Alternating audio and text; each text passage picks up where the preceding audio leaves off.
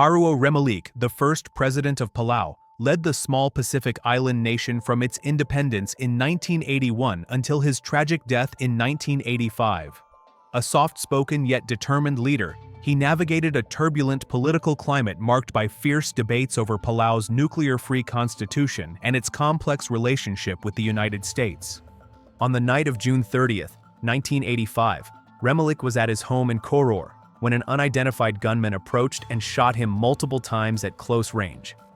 The attack was swift, calculated, and left the island in shock. No one was ever convicted, and theories ranged from political rivals to foreign interests opposed to Palau's nuclear-free stance. His assassination destabilized the young republic, triggering years of political unrest and deepening divisions over its future path. Even decades later, Haro Remalik's death remains one of Palau's most haunting political mysteries, an unsolved crime that changed the course of the nation's history. Nicolae Ceausescu, president of Romania from 1967, ruled with absolute authority for over 2 decades. By December 1989, his regime was collapsing under economic hardship and growing unrest. Protests began in Timișoara on December 16th and quickly spread nationwide. On December 22nd, as demonstrators filled Bucharest, the army defected to the people's side. Ceausescu and his wife, Elena, fled by helicopter but were captured near Târgoviște later that day. On December 25th, a hastily convened military tribunal charged them with genocide, undermining the economy and abuse of power. The trial lasted less than an hour. Both were sentenced to death and immediately taken outside, where a firing squad executed them in the prison courtyard. Their deaths marked the violent end of Romania's communist regime and stood out as the only Eastern Bloc revolution of 1989 to remove its leader through execution. Indira Gandhi, India's first and only female prime minister, served from 1966 to 1977 and again from 1980 to 1984. Known for her decisive and often controversial leadership, she faced political unrest, economic difficulties, and rising separatist tensions. In June 1984, she ordered Operation Blue Star, a military assault on armed Sikh militants inside the Golden Temple in Amritsar. The operation caused heavy casualties and damage to the sacred site, sparking deep anger among many Sikhs. On the morning of October 31, 1984, at her residence in New Delhi, Gandhi was walking to an interview when 2 of her Sikh bodyguards, Bent Singh and Satwant Singh, opened fire. Bent Singh shot her 3 times with his revolver, and Satwant Singh followed with a burst of automatic gunfire, striking her multiple times. She was rushed to the All India Institute of Medical Sciences but was pronounced dead soon after. Her assassination triggered widespread anti-Sikh riots across India, leaving thousands dead and marking one of the darkest chapters in the nation's modern history. Olof Palme. On the night of February 28, 1986, Swedish Prime Minister Olof Palme left a Stockholm cinema with his wife Lisbeth. They walked along Sveavägen without security, a choice he often made to stay close to the public. At 11:21 p.m., a man approached from behind. One shot from a .357 Magnum struck Palme in the back, killing him instantly. A second bullet grazed Lisbeth. The gunman fled into the darkness, leaving no weapon behind. The killing triggered Sweden's largest ever criminal investigation. Over 10,000 people questioned, hundreds of firearms tested, and countless theories explored. In 1989, petty criminal Christer Pettersson was convicted, only to be acquitted on appeal for lack of evidence. The case dragged on for decades, until June 2020, when prosecutors named Stig Engström, the Skandia man, as the likely assassin. Engström had been at the scene and matched witness descriptions, but he had died in 2000, closing the case without a trial. Palme's murder shattered Sweden's sense of safety, marking the end of an era where even a prime minister could walk the streets unguarded. By the way, I'm going to be posting a lot more interesting videos on the channel. I'll greatly appreciate it if you could show support by liking this video and subscribing to the channel. Thank you very much. Rashid Karami, Lebanon's longest-serving prime minister, was born on December 30th, 1921, in Tripoli. Over a political career spanning decades, he was appointed prime minister 8 times, steering the nation through some of its most turbulent years, including the height of the Lebanese Civil War. His reputation as a skilled negotiator and a stabilizing figure earned him both respect and powerful enemies. On the morning of June 1, 1987, Karami boarded a Lebanese Army Puma helicopter in Tripoli, bound for Beirut to attend a cabinet meeting. Minutes after takeoff, a small bomb, about 300 grams of explosives, detonated beneath his seat. The blast killed Karami instantly and wounded Interior Minister Abdullah Rassi and several others on board.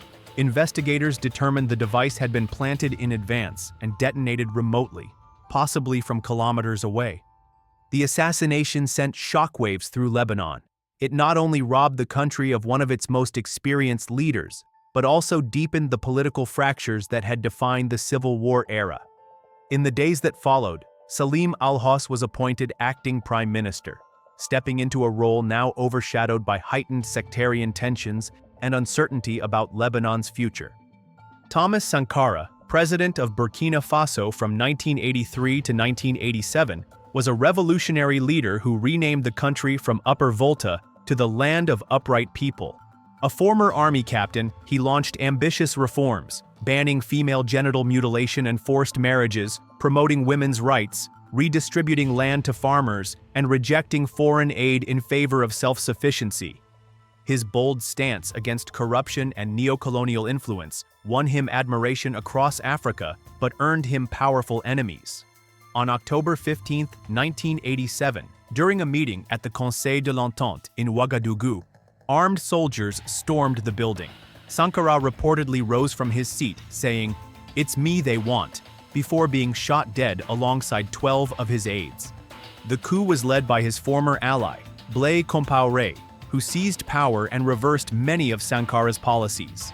For nearly 35 years, the details of the assassination were suppressed until a 2022 trial convicted Compaoré and 2 others in absentia. Today, Sankara's image remains a symbol of integrity and defiance, his memorial standing at the site where he fell. René Mouawad. On November 5, 1989, in the final months of Lebanon's bloody civil war, René Mouawad was elected the nation's 9th president. Born in Zgarda in 1925, Mouawad had built his reputation as a lawyer, parliamentarian, and a key supporter of the Taif Agreement, a fragile blueprint to end 15 years of conflict. His election was seen as a rare moment of hope for a country torn apart by sectarian violence. 17 days later, on November 22, Lebanon's Independence Day, that hope was shattered. As Mouawad's motorcade moved through West Beirut, a massive 250-kilogram car bomb detonated, tearing through the convoy and killing him instantly, along with more than 20 others.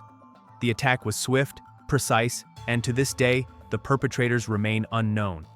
Mouawad's assassination sent shockwaves across Lebanon and the world. Leaders mourned the loss of a man seen as a bridge between warring factions. But in the chaos that followed, the fragile peace process faltered, and Elias Rawi was quickly sworn in as his successor. Mouawad's 17-day presidency remains one of the shortest in history. Ahmed Abdallah Abdurrahman. On 26 November 1989, in Moroni, capital of the Comoros, President Ahmed Abdallah Abdurrahman, in power since 1978, was shot dead inside the presidential palace. Born 12 June 1919 on the island of Anjouan, Abdallah had returned to power through a coup led by French mercenary Bob Denard, whose presidential guard became the real power behind the government. By late 1989, Abdallah sought to remove Denard and integrate the guard into the regular army. That decision set the stage for his downfall. On the night of 26 to 27 November, gunfire erupted inside the palace. Abdallah was killed. Official accounts claimed he was shot in his office, while other reports suggested he was asleep when the attack happened.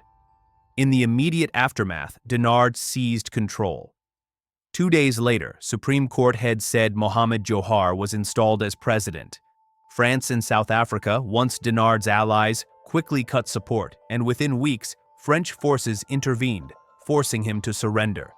Abdallah's assassination ended an 11-year rule defined by mercenary influence and political instability, and left the Comoros to face yet another turbulent chapter in its post-independence history. Samuel Canyon Doe, born May 6, 1951, in Tucson, Liberia, rose from a master sergeant in the army to national leader after seizing power in a bloody coup on April 12, 1980, ending more than a century of Americo-Liberian rule. He became Liberia's 21st president in 1986, but his rule was marred by ethnic favoritism, corruption, and brutal crackdowns on dissent. By mid-1990, Liberia was in the grip of a devastating civil war. Rebel factions advanced on Monrovia, accusing those forces of atrocities, including the July massacre at St. Peter's Lutheran Church, where around 600 civilians were slaughtered.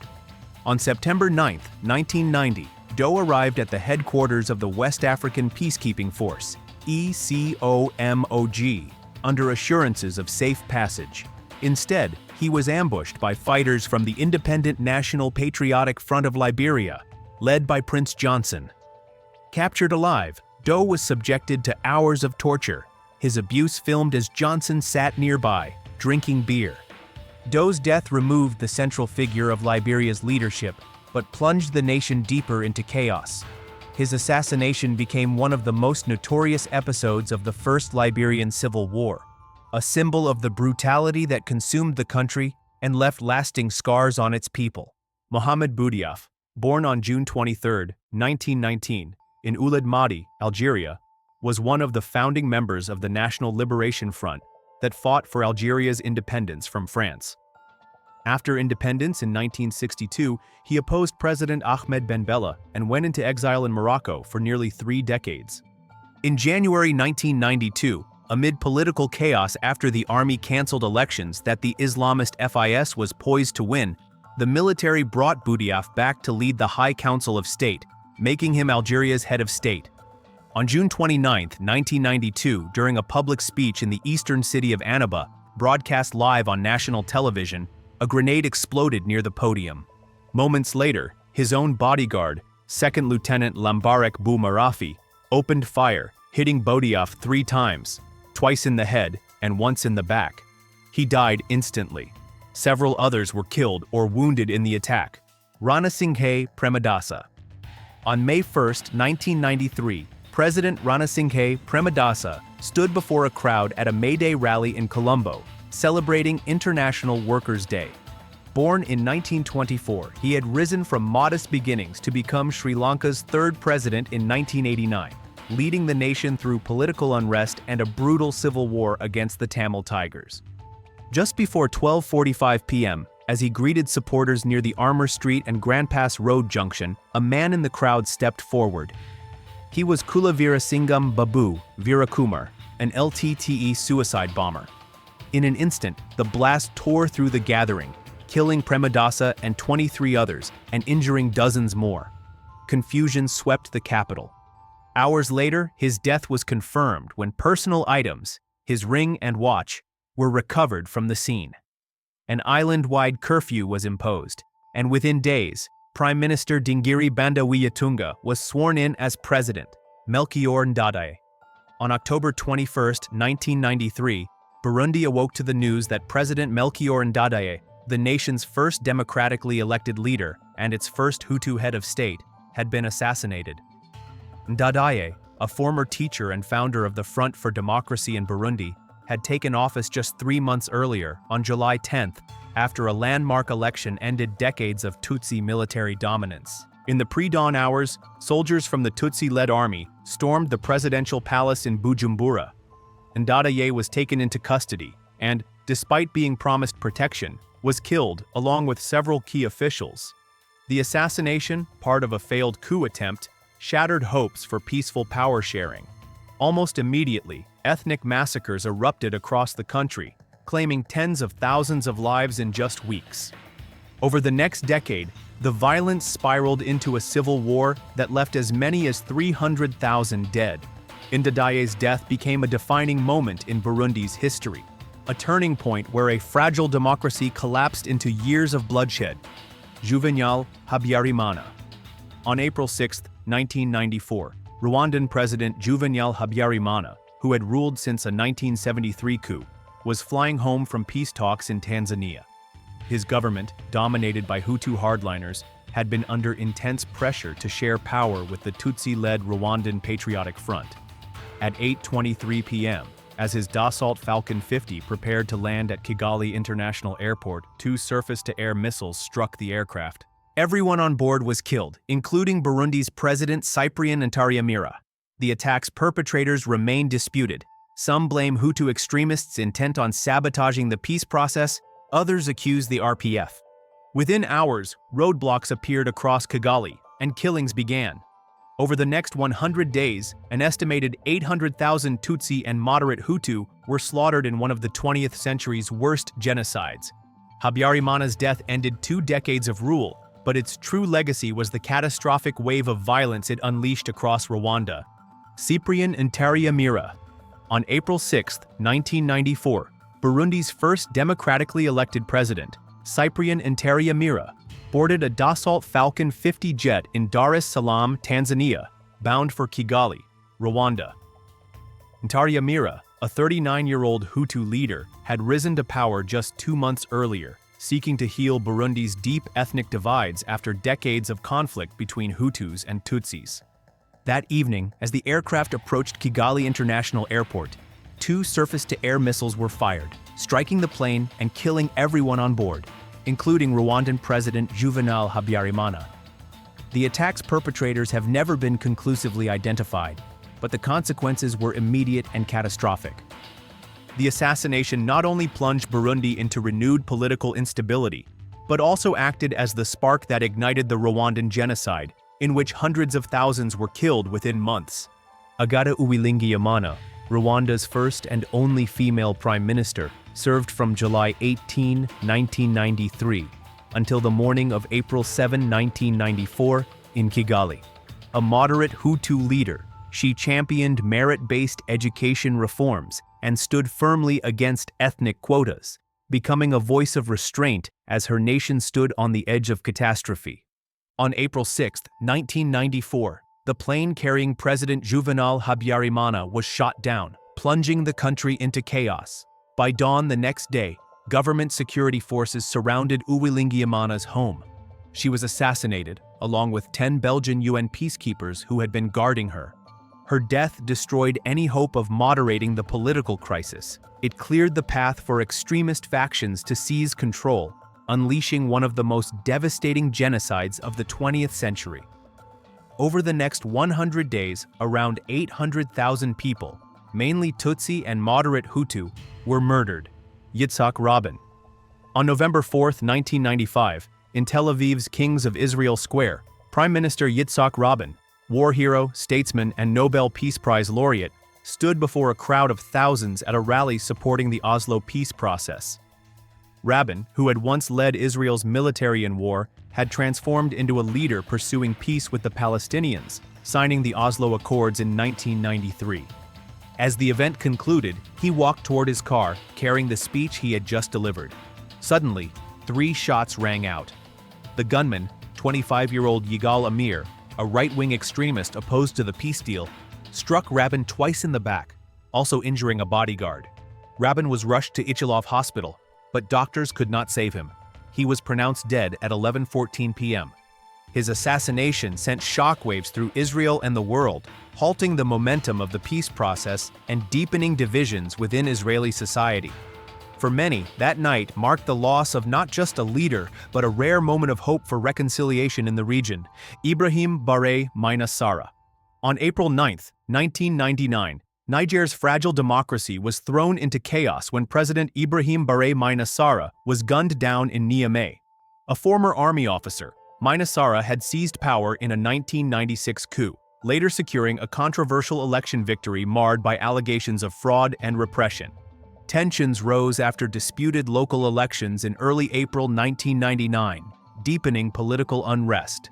That morning, as he traveled to Diori Hamani International Airport for an official trip, soldiers from his own presidential guard intercepted his convoy and opened fire, killing him instantly. The attack was swift and carried out in broad daylight, leaving no doubt it was a calculated coup. Within hours, the military suspended the government, cut off communications, and installed Major Dauda Malam Wanke as leader.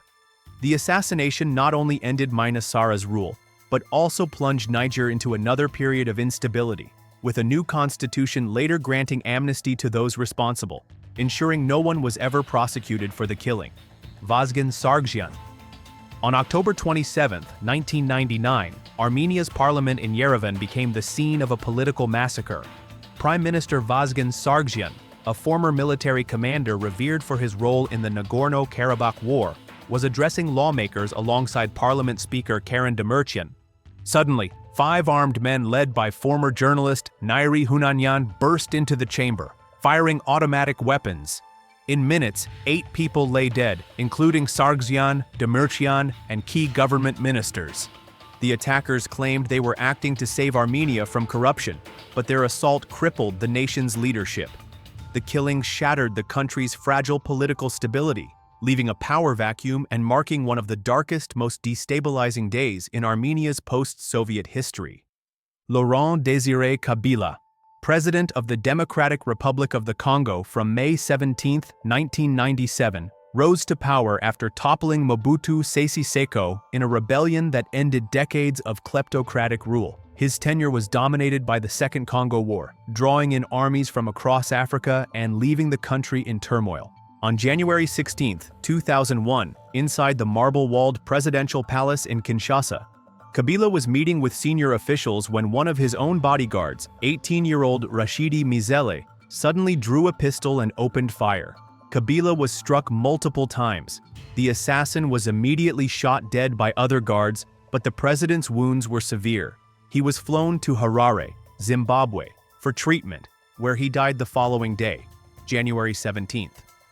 The motive has never been fully resolved, with theories ranging from personal grievances to high-level conspiracies involving both domestic rivals and foreign interests. His death stunned the nation and the continent, abruptly ending a turbulent chapter of Congolese leadership. Within days, his son, Joseph Kabila, assumed the presidency, inheriting both an ongoing war and the fragile hope for peace. King Birendra. On June 1, 2001, Nepal was plunged into chaos when King Birendra, who had reigned since 1972 and was widely respected for guiding the nation toward democracy, was killed in what became known as the Nepalese Royal Massacre. That evening, during a private family gathering at the Narayanhedi Royal Palace in Kathmandu, Crown Prince Dipendra, reportedly intoxicated and angry over opposition to his choice of bride, opened fire. Within minutes, King Birendra, Queen Aishwarya, Prince Nirajan, and several senior royals lay dead. Dipendra then turned the gun on himself, falling into a coma. Despite his condition, he was declared king, but died 3 days later without regaining consciousness. Birendra's younger brother, Gyanendra, ascended the throne amid a storm of grief, suspicion, and conspiracy theories. The massacre destroyed much of Nepal's royal family and shattered public trust in the monarchy, setting the stage for its eventual abolition in 2008. Zoran Djindjic. On March 12, 2003, Serbia's Prime Minister Zoran Djindjic was assassinated in front of the government building in Belgrade. Born on August 1, 1952, Djindjic became the country's first democratically elected prime minister after the fall of Slobodan Milosevic in 2000. Known for his pro-Western policies, anti-corruption reforms, and determination to dismantle organized crime, he had made powerful enemies. At 12:23 p.m., as he stepped out of his car, a sniper, later identified as Zvezdan Jovanovic, a former Special Operations Unit officer, fired a single shot from a Heckler & Koch G3 rifle, striking him in the chest. The attack was orchestrated by Milorad Legica Ulamek in collaboration with the Zemun clan, one of Serbia's most feared criminal organizations. Djindjic died before reaching the hospital. His murder triggered a state of emergency and Operation Sabre, leading to more than 11,000 arrests and the dismantling of key organized crime networks. Rafik Hariri. On February 14, 2005, a massive explosion tore through Beirut's waterfront near the St. George Hotel. The blast targeted Rafik Hariri, Lebanon's former prime minister, a billionaire businessman who had twice led the country between 1992 and 2004, driving post-Civil War reconstruction and increasingly opposing Syria's military presence. As Hariri's motorcade passed, a Mitsubishi Canter truck packed with the equivalent of around 1,000 kilograms of TNT detonated, killing him and 21 others, and injuring over 200.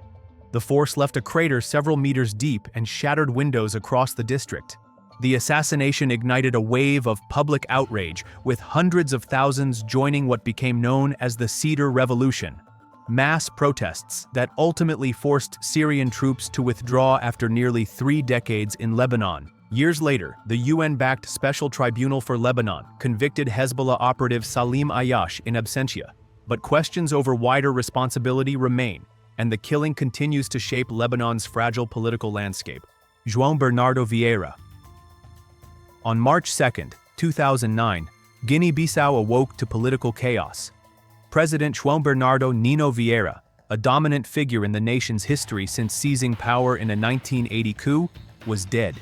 His long career had been marked by civil war, exile, and a return to power in 2005, but also by deep mistrust with the military. Just hours before his killing, Army Chief of Staff General Batista Tagme Nawai was assassinated by a bomb at military headquarters in Bissau. Before dawn, heavily armed soldiers stormed Vieira's home, dragged him outside, and shot him multiple times, an apparent act of revenge for Nawai's death. By sunrise, Guinea-Bissau had lost both its president and top military commander, leaving the country leaderless. The double assassination exposed the nation's fragile institutions, entrenched rivalries, and growing vulnerability to criminal networks, plunging it into yet another chapter of instability. Idriss Déby Itno. On April 20, 2021, Chad's President Idriss Déby Itno, who had ruled for more than 3 decades, was declared dead just 1 day after being re-elected to a 6th term. A seasoned military commander, Déby had seized power in 1990 and was known for personally leading troops into battle. Days before his death, rebels from the Front for Change and Concord in Chad launched an offensive from Libya, advancing toward the capital. Instead of remaining in N'Djamena, Déby traveled to the Kanem region to join soldiers on the front line. According to the army, he was wounded in combat on April 19th and later died from his injuries. The precise circumstances remain unclear, fueling speculation about whether it was an ambush or a targeted strike. Within hours, the military dissolved parliament, suspended the constitution, and appointed his son Mahamat Idriss Déby to lead a transitional military council. The move sparked protests, raised questions over legitimacy, and deepened fears of instability in an already volatile Sahel region. Jovenel Moïse. On July 7, 2021, at around 1 a.m., Haiti's President Jovenel Moïse was assassinated inside his private residence in Pétionville, near Port-au-Prince. Moïse, a former businessman who took office in 2017, had been ruling by decree amid political unrest, gang violence, and calls for his resignation. That night, a group of heavily armed men, many of them former Colombian soldiers, stormed the compound, posing as US DEA agents to bypass security. Moïse was shot multiple times and died at the scene. First Lady Martine Moïse was critically injured but survived. The attack was linked to a network of suspects, including foreign mercenaries, Haitian Americans, and political figures. Investigations in Haiti and the United States have led to arrests and convictions, but in Haiti, the case has been slowed by threats to judges, gang control, and political instability. Moïse's assassination deepened the nation's crisis, leaving a power vacuum and fueling violence that continues to destabilize the country. If you enjoyed this, I'm going to be posting a lot more interesting videos on the channel. I'd greatly appreciate it if you could like and subscribe. Thank you very much.